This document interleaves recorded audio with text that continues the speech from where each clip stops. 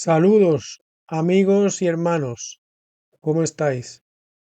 Aquí os traigo otro tema más a la serie Aquí está la paciencia de los santos, titulada El orden mundial de Nimrod. Este tema me ha dado con YouTube bastantes problemas. Estuve 2 días completos editando un vídeo bastante ilustrativo en cuanto al tema audiovisual. Pero YouTube me censuró por unos asuntos y por una serie de melodías y quizá algo que no encajaba. Y bueno, este vídeo me ha dado, como digo, bastante dolor de cabeza, lo he tenido que editar muchas veces y este tema es un poquito diferente al resto de la serie. Creo que ya son 5 temas los que tenemos en esta serie, pero bueno, ya lo tenemos aquí, listo. Y bueno, este tema va, como veis, sobre la historia de Nimrod, la Torre de Babel, y cómo esto es un poco la precursión de lo que es el conocido orden mundial. Vamos a ver cómo todo lo que se está conociendo como hoy en el mundo de la conspiración, que no es conspiración, sino es una realidad, ya estaba escrito y pioneramente en la Torre de Babel, en el capítulo de Génesis. Sí, de Génesis, en el capítulo 11, si no me equivoco ahora. Y vamos a ver cómo esto refleja toda una historia y este orden mundial pues viene desde los inicios. Vamos a ir viendo en este estudio, este tema, todo esto. Y me gustaría leerles ahora una cita de la historia de la redención, que habla sobre un poquito de la Torre de Babel. Ya veremos que hay leo más escritos en el estudio, concretamente Patriarcas y Profetas, pero a modo de introducción me gustaría leerles este texto de la pluma inspirada en el libro La historia de la redención. Bien, aquí tenemos la página, la historia de la redención, capítulo 9, la Torre de Babel. Bien, les leo desde aquí. Dice, los enemigos de Dios se sentían diariamente reprobados por la conducta justa y la vida piadosa de los que lo amaban, obedecían y exaltaban. Los incrédulos se consultaron y decidieron separarse de los fieles, cuyas vidas justas constituían una constante restricción para su conducta impía. Viajaron hasta alejarse bastante de ellos y escogieron una gran planicie para habitar en ella. Construyeron una ciudad y concibieron la idea de edificar una enorme torre que llegara hasta las nubes para poder vivir juntos en la ciudad y en la torre, y no ser dispersados jamás. Esa torre fue planeada para exaltar a sus constructores y diseñada para desviar de Dios la atención de los que vivieran sobre la faz de la tierra, a fin de que se unieran a ellos en su idolatría. Antes que terminara la construcción, la gente ya vivía en la torre. Algunas habitaciones habían sido espléndidamente amobladas y decoradas para ser dedicadas a sus ídolos. Los que no creían en Dios se imaginaban que si su torre llegaba hasta las nubes podían descubrir las causas del diluvio. Bueno, dice el texto que el plan de la Torre de Babel era exaltarse a ellos mismos, los constructores, y aquellos que no creían en Dios podían elegir una torre, perdón, que llegara hasta el cielo y así descubrir por ellos mismos incluso el misterio del diluvio. O sea, que ellos podían conocer cualquier misterio y negaban la existencia de Dios. Y esta rebelión es la que vamos a ver un poquito en este tema, cómo fue originada desde aquí la idea de un orden mundial y cómo durante toda la historia se ha llevado a cabo esto, aunque muchos olvidan que está escrito que eso no se llegará a consumar. Esa es nuestra esperanza, ¿verdad? Que ese nuevo orden mundial está escrito que no se llevará a cabo, aunque ellos rebeldemente siguen intentándolo siempre. Bueno, les dejo ya con el tema. Vamos a poner la introducción al canal y os dejo ya con este tema. Espero que os guste. Mando muchas bendiciones y saludos, hermanos, paz, y sigamos fuerte en el camino para llevar el mensaje a los que no conocen la historia y el plan de salvación para el mundo. Muchas bendiciones, hermanos. Maranata.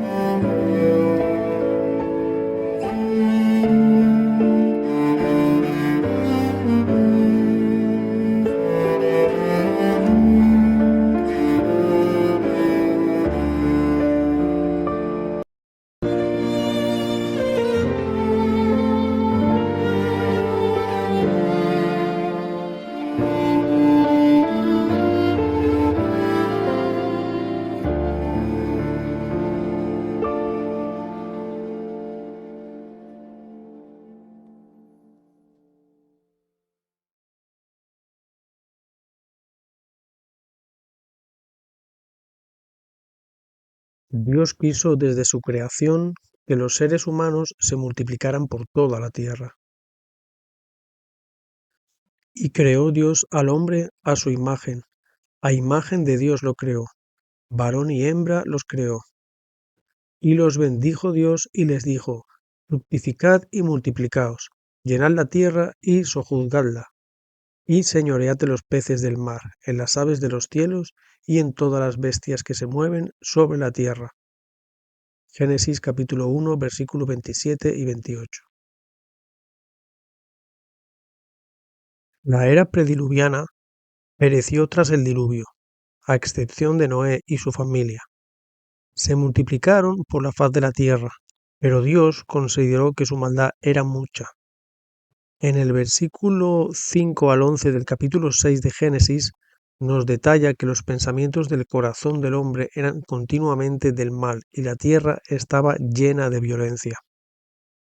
El comentario bíblico de Patriarcas y Profetas también nos dice que la poligamia llegó a ser un problema para el desarrollo de la vida como la concibió Jehová.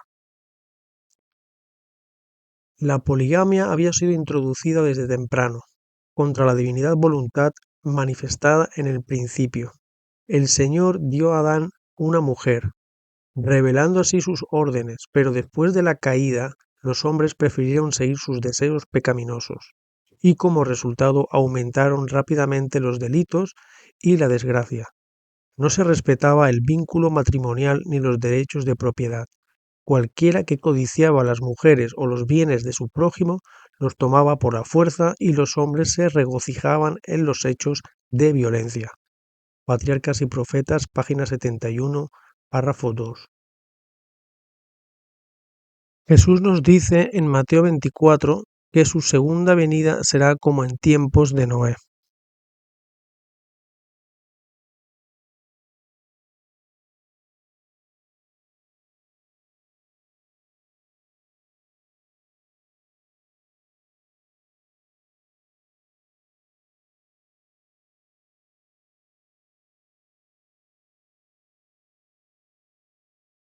Esto significa que los días previos a que Jesús venga, el concepto de los hábitos como comer y beber y la relación de afecto y matrimonio estarán tergiversados y muchos lo aplicarán tan solo como una práctica egoísta y hedonista.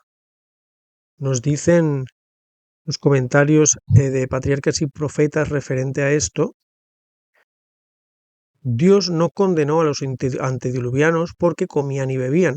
Les había dado los frutos de la tierra en gran abundancia para satisfacer sus necesidades materiales. Su pecado consistió en que tomaron estos regalos sin ninguna gratitud hacia el dador y se rebajaron entregándose desenfrenadamente a la glotonería.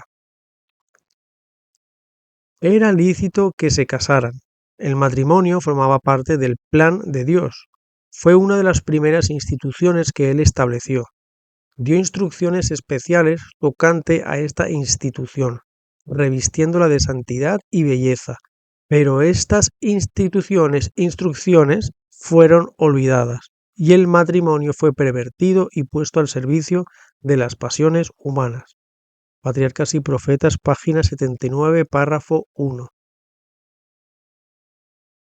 Pasada la era prediluviana, también en la era postdiluviana, Dios quería igualmente que los humanos, que ahora provendrían del linaje de Noé, se multiplicaran también por toda la tierra. Mismo mandato, la era prediluviana, mismo mandato en la era postdiluviana. Esto lo vemos en Génesis capítulo 9, versículo 1. Bendijo Dios a Noé y a sus hijos, y les dijo: fructificad y multiplicaos, y llenad la tierra.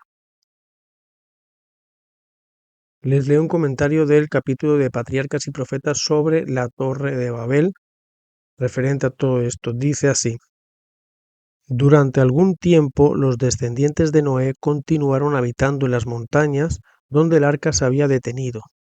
A medida que se multiplicaron, la apostasía no tardó en causar división entre ellos.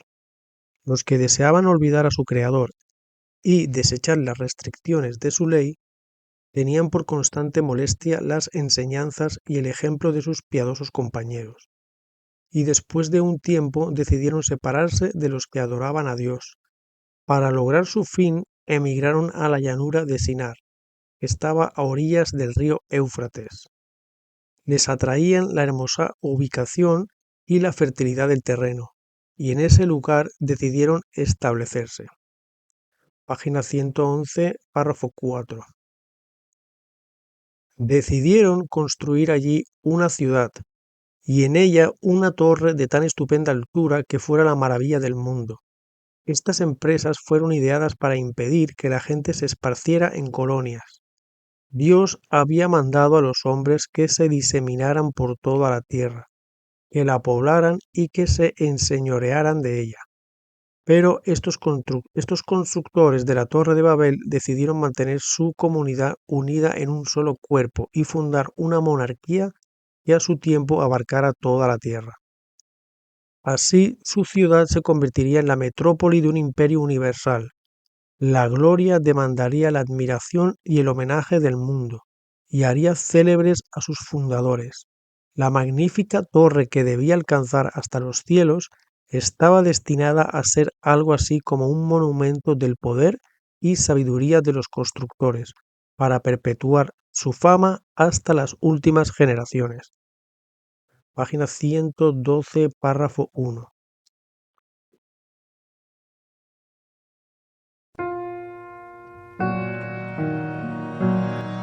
Ahora la rebelión iba a venir de manos de una persona que ya su mismo nombre significaba eso, rebelión.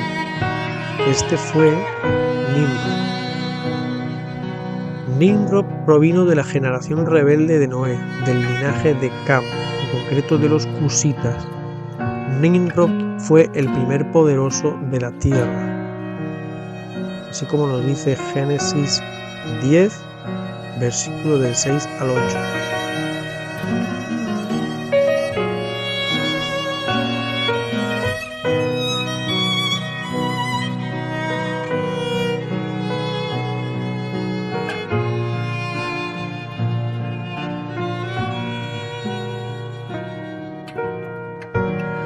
Nimrod y sus hombres decidieron rebelarse ante el mandato de multiplicarse por toda la tierra y decidieron erigir una ciudad, una torre que llegara al cielo, la famosa Torre de Babel.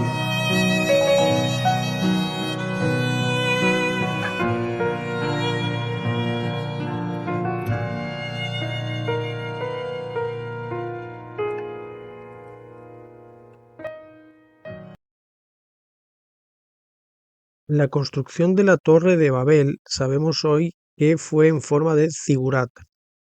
Zigurat es la forma que se puede construir tanto abarcando espacio a lo ancho y a la vez erigiéndolo a gran altura. Un zigurat es una construcción en forma de pirámide, pero en su parte alta en lugar de ser puntiaguda, es plana, así como las pirámides mayas. Este tipo de construcción fue la construcción que se usaba en Mesopotamia y posteriormente en Babilonia también. De hecho, el templo al dios Marduk, el dios pagano Marduk, es un templo en forma de zigurat.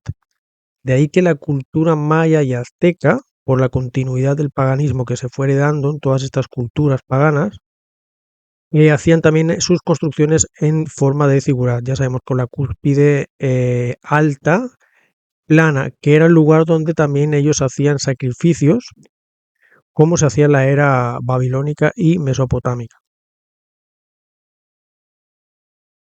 Para la construcción de la Torre de Babel cocieron ladrillos en lugar del uso habitual de piedra y usaron asfalto en lugar de mezcla.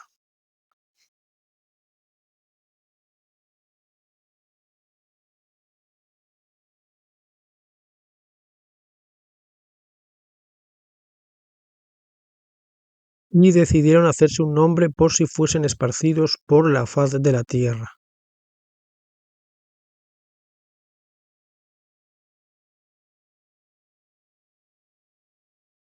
El detalle de los ladrillos y el asfalto ya denota que esto es símbolo de una gran ciudad, algo que hasta ahora en la era prediluviana no existió nunca antes. El hacerse un nombre es el hacerse famoso, algo así como una gran empresa o corporación, y en caso que les fuera mal, ellos ya tendrían una distinción por allá donde fueran, un sello que no les representara ante Dios. Que el resto los conociera como aquellos que erigieron una ciudad cuya ambición era llegar al cielo. Dios sabía que si los humanos vivían en focos reducidos y superpoblados a modo de ciudades, la inmoralidad crecería, el sedentarismo y la ociosidad llevaría a ello, así como sucedería en la posterior Babilonia, que cambiaron sus hábitos alimenticios, se degradaría su condición física y por lo tanto la psíquica y espiritual. Hasta esa época, la época de Nimrod, sabemos que solo existía una lengua.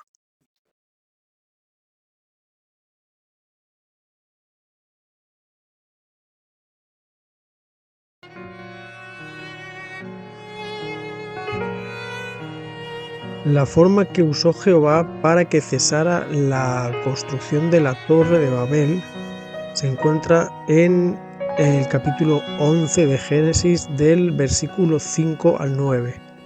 Jehová, la fuerza de Jehová tuvo que bajar mediante sus ángeles para confundir su lengua. Así los habitantes y constructores de la Torre de Babel cesarían, porque si no, esa era la única forma que podía hacer desistir Jehová de lo que habían pensado hacer.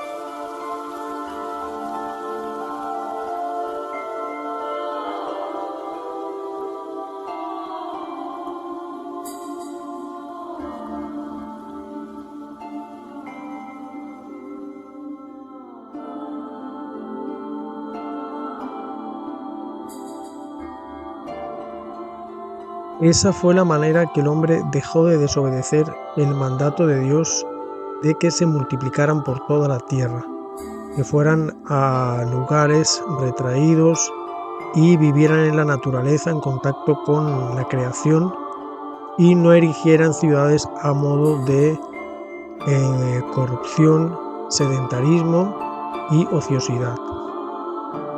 Ahora, con la creación de las lenguas, Dios obligó al ser humano a volver a multiplicarse por toda la tierra.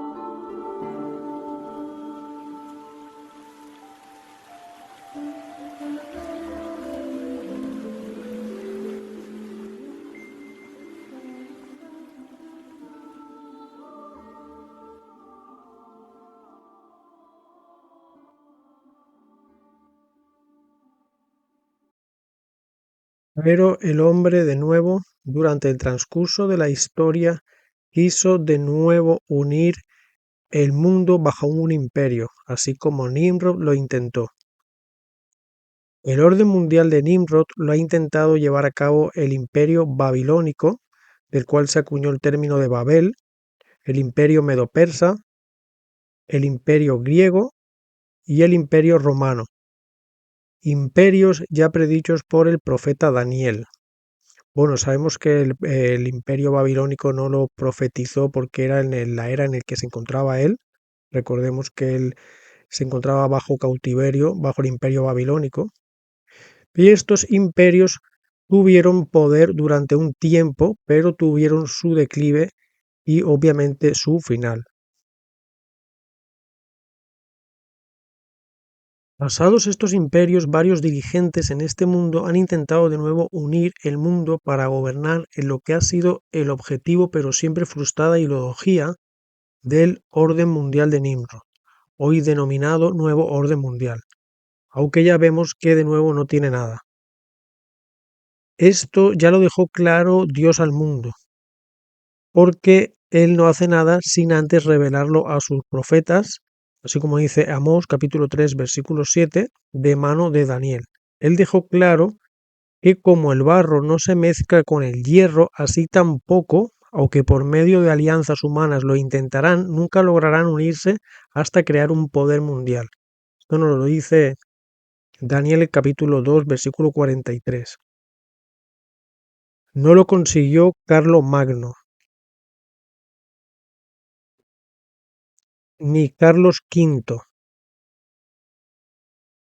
ni Napoleón Bonaparte, ni Adolf Hitler,